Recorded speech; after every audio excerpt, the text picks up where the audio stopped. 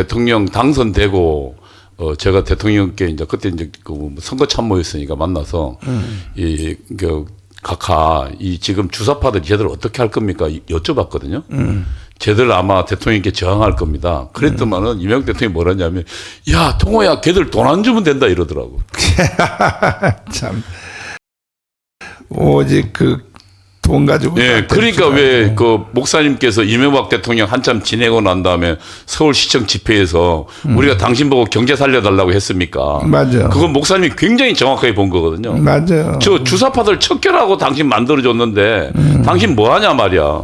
결국 그거 안 하다 이명박 대통령 감옥 간 거거든요. 그러니까요. 그 영상 다시 그 연설 진짜로 제가 볼 땐 정확하게 보신 거예요. 다시 한번 보내주세요. 다시 내가 이 시청 앞에서 이명박 장로님, 이따위로 하시면 내가 당신 퇴임할 때 계란 던질 거야. 누가 당신 보고 경제 살려달라 말해. 누가 당신 보고 경제 살려달라고 했어? 그러니까 나는 이 선지자의 영이 온 게 이거 이때도 굉장히 정확한 지적이었어요. 맞아요. 예. 들어봐 주세요. 할렐루야! 우리 연말까지 애국 메시지 받기 1000만 명 서명을 완성해서 대한민국의 주인을 만들어냅시다. 동의하시면 두 손 들고 만세입니다. 그렇게 하면 우리가 1000만 명 집회를 매일같이 할 수 있는 효과를 얻을 수 있습니다. 육신의 몸은 집에 계셔도 마음은 시청 앞으로 매일같이 모여서 1천만 명이 매일같이 이런 집회를 할 수 있는 방법이 1천만 애국 메시지 받는 서명입니다. 동의하십니까? 우리 청교도 영성 훈련은 이 목표를 연말까지 온전히 완성하여 매일같이 오늘 이 귀하신 연사님들의 메시지를 여러분들에게 매일같이 보내드리겠습니다. 여러분 다같이 메시지에 참여해 주시기를 부탁을 드립니다. 저는 이명박 정부 탄생되기 위해서 선거운동하다가 집행유예를 받은 사람입니다. 집행유예. 이명박 장로님, 나는 당신을 위하여 집행유예 받았어. 당신이 530만 표를 다 까먹을 자격이 있어.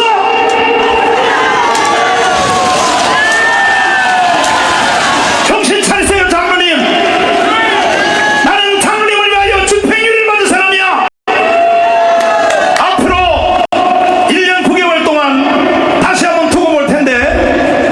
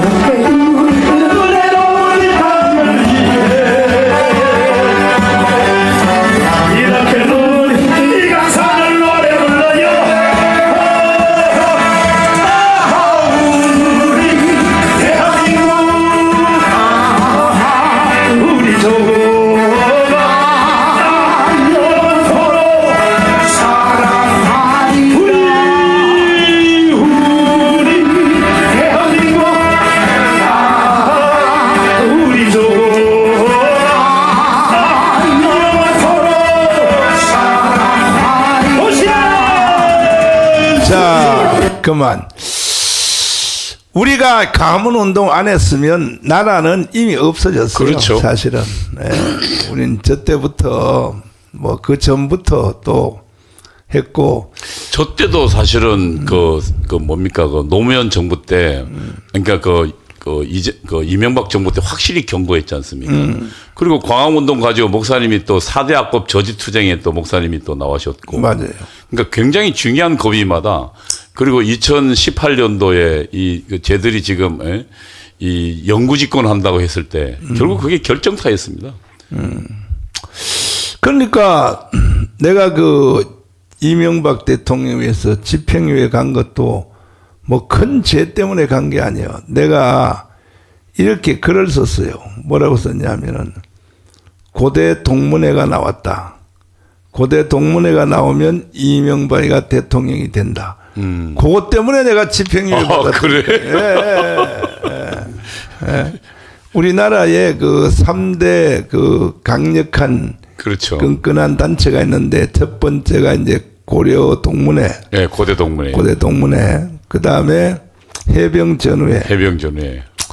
그 다음이 이제 그 호남향후회. 호남향후회가 있는데 이게 3개 단체가 끈끈하게 뭉쳐진 단체인데 미국 이제 가도 다 있다 그러죠. 그 세계 단체는. 네. 근데 고대 동문회는 뭐 다 깨졌어요. 내가 보니까. 또 해병전후회도 개판이에요. 보니까 다 깨졌고 호남향후회 이건 지금도 아직도 이제 호남향후회도 몇 개로 나눠졌다 그래요. 나눠졌다 그랬는데 근데 그 고려대학 교수가 하루 나한테 전화가 왔어요. 전화가 왔는데 고려대학교 동문회 그 다음에 또 그 해병전후회 그 다음에 호남향후회 보다가 더 센 단체가 하나 나타났다. 그 고려대학 교수가 그 사회학 교수가 그 아주 그 분석력이 대단했어요. 뭐냐? 청교도 영성훈련. 청교도 영성훈련. 그분이 나한테 전화가 왔다니까. 그렇죠. 청교도 영성훈련은 그래서 왜 그렇게 생각하냐 내가 물어봤더니 세상에 전라도 사람들 모아놓고 집회를 하고 성경 공부를 하면서 김대중 야 이 개새끼야 이것을 만들어내는 사람은 정가훈 목사밖에 없다는 거예요. 그렇죠. 전라도 사람을 놓고 김대중 야 이 개새끼라고. 그래서 두고 보라고 청교도 영성훈련이 가장 강력한 이 호남향후에 능가하는. 근데 그대로 결국 거의 예언저적으로. 네. 저도 그 실천수양관에 목사님 와서 강의를 갔잖아요. 맞아. 그때 주사파 아니 목사님들 그 성경 공부하는데 저보고 2시간씩 주사파 강의하라고. 맞아. 그래서 결국은 지금 이제 우리가 대국본이라고는 이름으로 바꿔져서 청교도 영성훈련이 예, 그렇죠. 대국본 그다음에 뭐 자유마을 이렇게 이제 이름이 바뀌어져 있는데 지금도 사실은 이 전국의 대국본과 자유마을 조직 외에는 없어요. 좌파도 없고 우파도 없어요. 최고의 조직이 이 광화문 조직인데 지금은 이제 광화문 조직으로 또 이게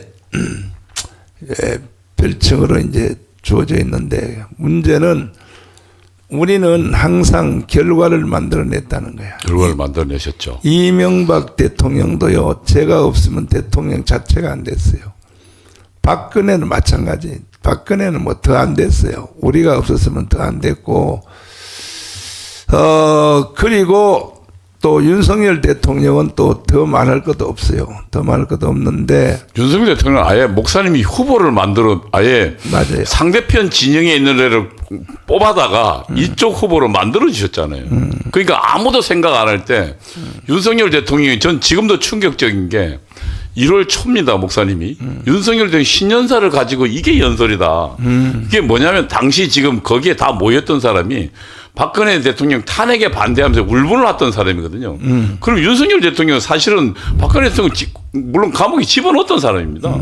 그러니까 그 수사에 앞장서서 특검의 가장 책임자인데 그 사람을 가져다가 지금 검찰총장인데 그 사람을 가져다가 지금 띄우니까 당시 아마 저뿐만 아니라 전부 다 놀랬을 거예요, 목사님. 근데 그 윤석열 대통령이 참 뭐 한미일 동맹도 강화했고 또 이 그 반국가 세력도 처단하고 그렇죠. 이 다 잘했는데 자유통일까지 이야기한 건 대통령으로 처음입니다. 자유통일까지 예. 예, 이승만 박정희도 언급하고 다 잘했는데 이게 보니까 이제 국내 인사에 대해서 이번에 계엄령을 통하여 다 보록이 났는데 이게요 사람을 잘 못 봐.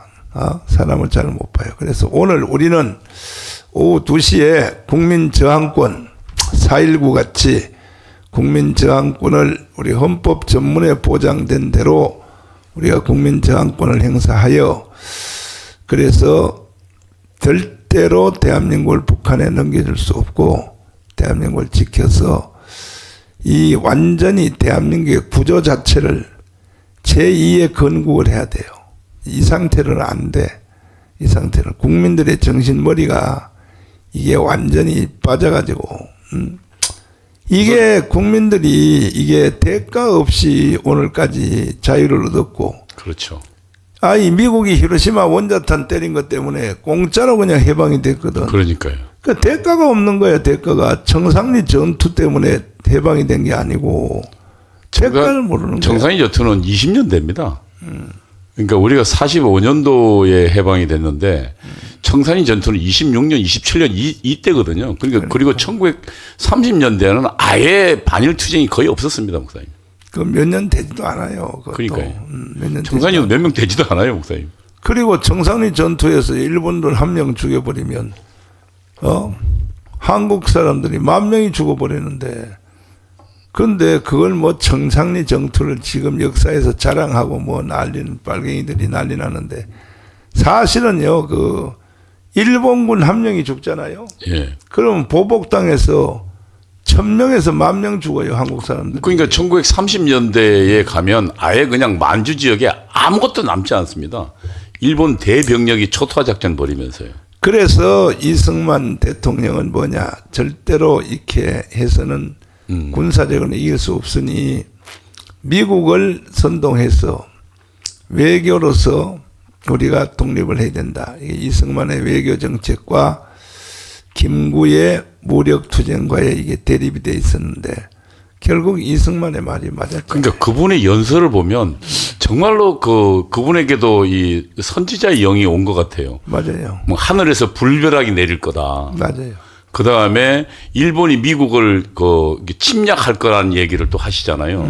그리고 일본은 결국은 미국을 통해서 하늘에 불벼락이 내려올 거라 이야기하는데 그 말 그대로 됐지 않습니까? 이승만 연설을 다시 한번 들어보시면 42년도에 이게 한 연설인데 그러니까요. 해방은 45년도에 됐잖아요. 예. 그러니까 3년 전에 이승만이가 이미 벌써 예견하고